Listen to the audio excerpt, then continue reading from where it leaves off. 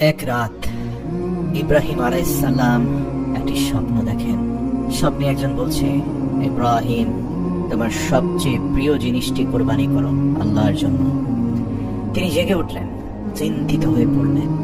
পরদিন তিনি 100টি ছাগল কোরবানি করলেন। জানিয়ে রাখি, ইব্রাহিম আলাইহিস সালাম অত্যন্ত সম্পদশালী ব্যক্তি ছিলেন। দ্বিতীয় রাত আবারও স্বপ্ন দেখেন, ইব্রাহিম, তোমার সবচেয়ে প্রিয় জিনিস তুমি কোরবানি করো। তিনি এবার 100টি উট কোরবানি করলেন, কিন্তু সেই স্বপ্ন দেখা বন্ধ হলো না। তৃতীয় রাতে একই স্বপ্ন, ইব্রাহিম, তোমার সবচেয়ে প্রিয় জিনিস কোরবানি করো।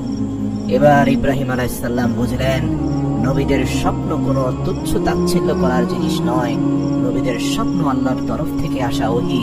নিঃসন্দেহে এর মাধ্যমে এই পৃথিবীর বুকে আমার নয়নের মণি সেই ইসমাইলকে কোরবানি করার কথা বলা হচ্ছে, কারণ ইসমাইল আমার জীবনের চেয়ে বেশি প্রিয়।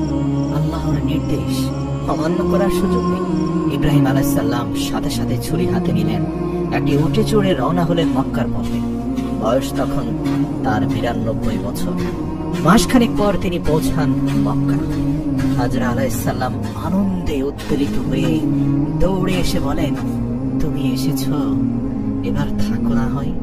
ইব্রাহিম আলাইহিস সালাম বললেন, না, আমাকে আবার ফিরে যেতে হবে, তবে আমার সন্তানকে একটু বেড়াতে নিয়ে যেতে চাই। হাজরা আলাইহিস সালাম আনন্দে রাজি হয়ে যান, ইসমাইল আলাইহিস সালামকে প্রস্তুত করে দেন। ইব্রাহিম আলাইহিস সালাম ছেলেকে নিয়ে হাঁটতে শুরু করলেন। গন্তব্য মক্কার পাশেই মিনা উপত্যকা। সন্তান খেলছে, হাঁটছে বাবার পাশে। ইব্রাহিম আলাইহিস সালাম একদিকে হাসছেন, আরেকদিকে কাঁদছেন। হাসছেন যখনই দেখেন শিশু ইসমাইল খেলাধুলা করছে আনন্দে আত্মহারা বাবাকে পেয়ে, আর কাঁদছেন তার উদ্দেশ্যের কথা ভেবে। এভাবে হাঁটতে হাঁটতে মিনার এক নির্জন স্থানে পৌঁছে হযরত ইব্রাহিম আলাইহিস সালাম বললেন, হে আমার পুত্র, আমি স্বপ্নে দেখেছি আমি তোমাকে কোরবানি করছি, তুমি কি বলো, কি করা উচিত?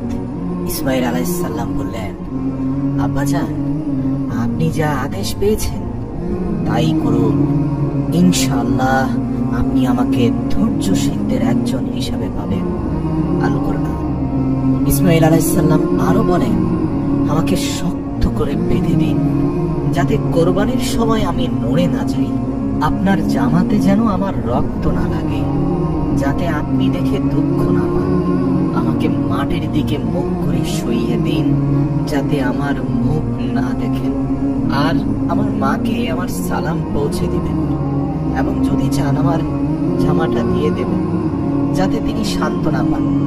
এই আবেগময় পরিস্থিতির সুযোগে শয়তান এসে এক পরিচিত মানুষের রূপে প্রথমে ইব্রাহিম আলাইহিস সালামের কাছে এসে বলে, ইব্রাহিম, পাগল হয়েছো? তুমি কি সত্যি তোমার ছেলেকে কোরবানি করবে? এ কেমন বিদা তুমি?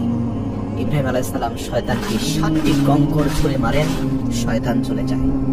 এবার শয়তান হাজির হয় হাজরা আলাইহিস সালামের কাছে। তারপর বলে, তোমার স্বামী ইব্রাহিম তোমার ছেলেকে হত্যা করতে নিয়ে গেছে। হাজরা আলাইহিস সালাম বলে, ইব্রাহিম আল্লাহর নির্দেশ ছাড়া কিছুই করে না। যদি এটা আল্লাহর আদেশ হয়, তাহলে তিনি যা করছেন তাতেই কল্যাণ আছে। তৃতীয়বার শয়তান ব্যর্থ হয়ে শেষ সুযোগ হিসাবে ইসমাইল আলাইহিস সালামের কাছে আসে এবং বলে, তুমি কি তোমার বাবার হাতে মরতে যাচ্ছ? ইসমাইল আলাইহিস সালাম বলেন, আমার বাবা যদি আল্লাহর হুকুমে আমাকে কোরবানি করেন, তবে এটা আমার সৌভাগ্য। শয়তান ব্যর্থ হয়ে ফিরে যায়। এই 3টি স্থানে আজও পৃথিবীর সকল হাজিরা কঙ্কর নিক্ষেপ করেন। অবশেষে ইব্রাহিম আলাইহিস সালাম তার প্রিয় পুত্র ইসমাইলকে মাটিতে শুইয়ে দিলেন, মুখ ঘুরিয়ে নিলেন, যেন সন্তানের মায়াবী মুখটা তাকে দেখতে না হয়। অর্থাৎ ছুরিটা তিনি গলার দিকে চালাবেন পেছনের দিক দিয়ে, কিন্তু ছুরি চালাচ্ছেন, সন্তানের গলা কাটছেন। ইব্রাহিম আলাইহিস সালাম চেষ্টা করছেন, তবুও ছুরি কাজ করছে না। ঠিক তখনই আল্লাহর পক্ষ থেকে আওয়াজ আসে, ইব্রাহিম, তুমি তোমার স্বপ্নকে সত্য পরিণত করেছ, তুমি পরীক্ষায় উত্তীর্ণ হয়েছ। আল্লাহর হুকুমে জিবরাইল আলাইহিস সালাম জান্নাত থেকে একটি মোটা সাদা রঙের দুম্বা নিয়ে আসেন। তিনি বলেন, এই দুম্বাটিকে ইসমাইল আলাইহিস সালামের পরিবর্তে কোরবানি করো। ইব্রাহিম আলাইহিস সালাম দুম্বাকে কোরবানি করলেন। ইসমাইল আলাইহিস সালাম আল্লাহু আকবার বলে সিজদায় লুটিয়ে পড়লেন। এই ঘটনার স্মৃতিতে আজও সারা দুনিয়ার মুসলমানেরা কোরবানি করে। হযরত ইব্রাহিম আলাইহিস সালাম ও ইসমাইল আলাইহিস সালাম দুজনেই ফিরে এসেছেন সেই মহা পরীক্ষার পর, যেখানে পিতা নিজের সন্তানকে আল্লাহর জন্য কোরবানি করতে চেয়েছিলেন, আর সন্তানও আল্লাহর সন্তুষ্টির জন্য নিজে কোরবানি হতে প্রস্তুত ছিলেন। এই ঘটনার মাধ্যমে আল্লাহ একটি মহান বংশধারার ভিত্তি স্থাপন করলেন।